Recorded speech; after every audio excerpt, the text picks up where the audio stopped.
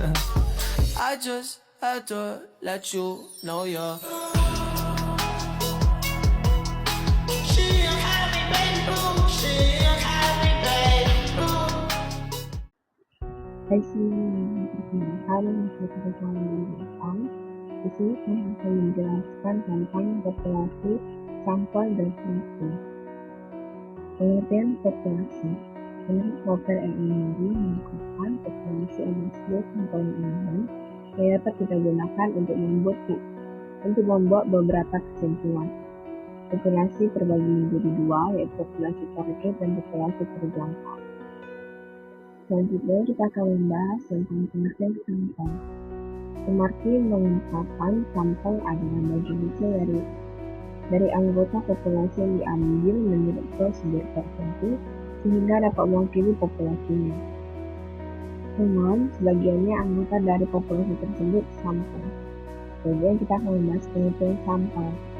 Albeyin dikutip dari Prinjana dan dikutip dari Schumacher 2006 dalam bukunya The Parties of Official Research mengatakan sampling is the progress of selection observation. Sampling adalah proses seleksi dalam kegiatan observasi. Selanjutnya, alasan pemilihan sampling. Yang pertama, memudahkan peneliti untuk meneliti jumlah sampel yang lebih sedikit dibandingkan dengan menggunakan populasi, dan apabila populasi terlalu besar dikhawatirkan akan terlalu. B. Penelitian dapat dilaksanakan lebih efisien dari segi waktu, biaya, dan tenaga. C. Lebih teliti dan cermat dalam proses pengumpulan data. D. Peneliti lebih efektif. Jika peneliti bersifat efektif yang menggunakan spasimen akan hemat dan dapat dijangkau tanpa merusak semua bahan yang ada, serta dapat digunakan menjaring populasi yang jumlahnya banyak. Karakteristik sampel yang baik. Yang pertama, sampel yang baik memungkinkan peneliti untuk mengambil keputusan yang berhubungan dengan besaran sampel untuk memperoleh jawaban yang dikehendaki. Yang kedua, sampel yang baik mengidentifikasi probabilitas dari setiap unit analisis untuk menjadi sampel. Yang ketiga, sampel yang baik memungkinkan peneliti menghitung akurasi dan pengaruh dalam pemilihan sampel daripada harus melakukan sensus. Yang keempat, sampel yang baik memungkinkan peneliti menghitung derajat kepercayaan yang diharapkan kesalahan yang bisa terjadi. Yang pertama, tipe 1 error. Dalam beberapa level, tipe 1 error atau kesalahan tipe 1 dilambangkan dengan alfa yang paling umum dikenal yaitu A1% dan atau A0,01, dan itu ada juga 5% atau 0,05. Tipe 2 error sebaliknya tipe 2 error atau kesalahan tipe 2 dinamakan dengan beta. Jika hasil penelitian tidak berbeda atau tidak berhubungan atau tidak berpengaruh secara signifikan, tetapi dalam kenyataan angka kondisi real di populasi justru signifikan. Ini yang dikenal sebagai kesalahan tipe 2 atau tipe 2 error.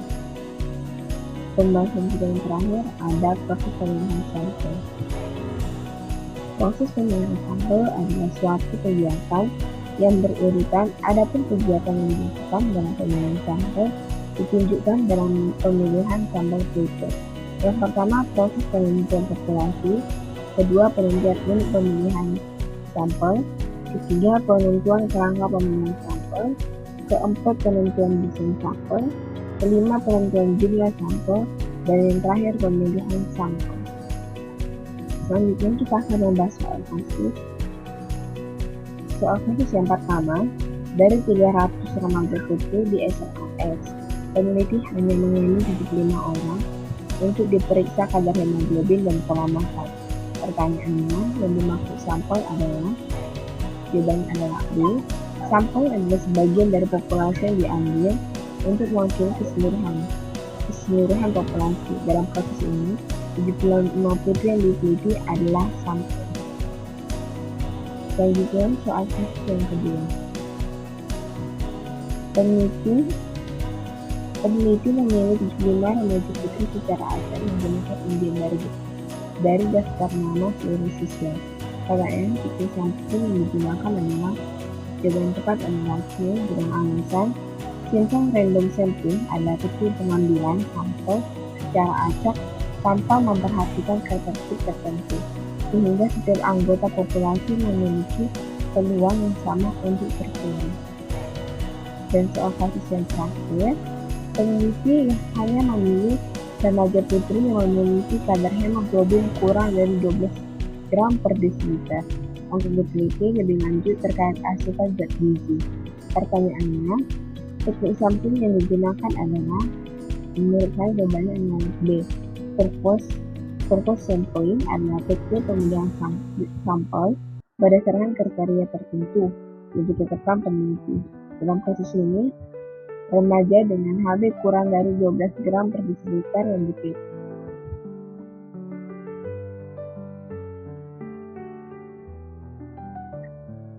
Semuanya, selanjutnya kita akan masuk pada pembahasan yang kedua, yaitu menghitung besar sampel atau sampel size.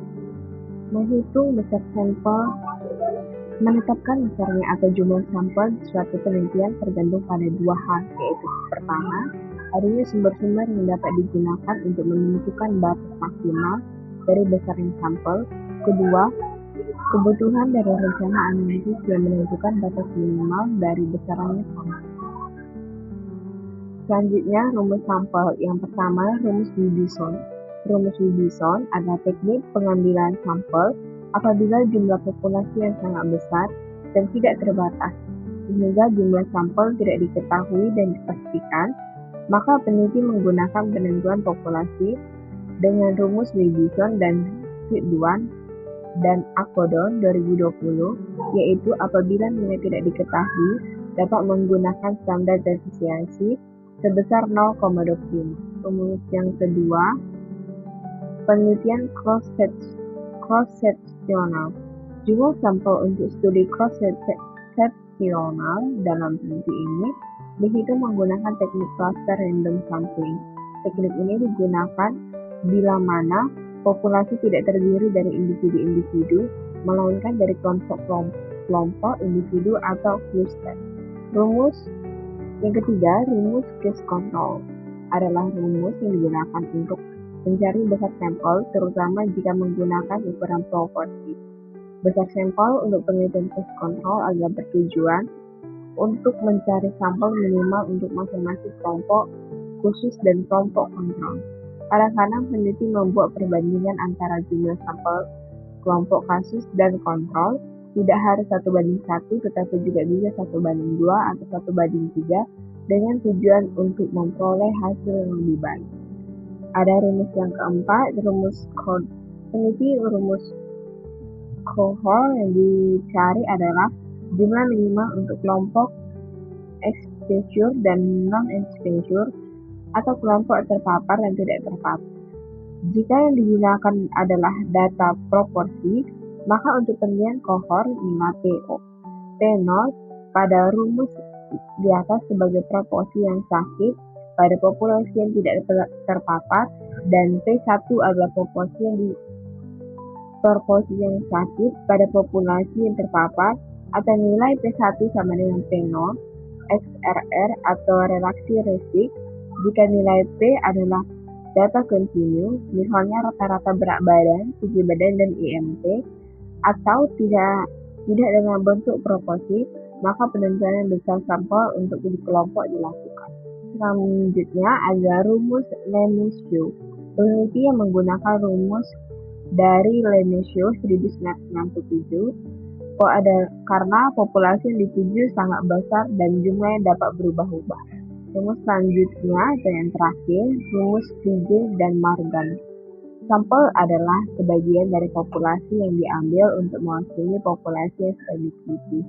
Penentuan besar sampel menggunakan tabel jumlah sampel berdasarkan jumlah populasi oleh Carden dan Morgan. Untuk soal kasus yang pertama, peneliti gizi dilakukan dengan desain cross-sectional untuk mengetahui prevalensi obesitas pada mahasiswa.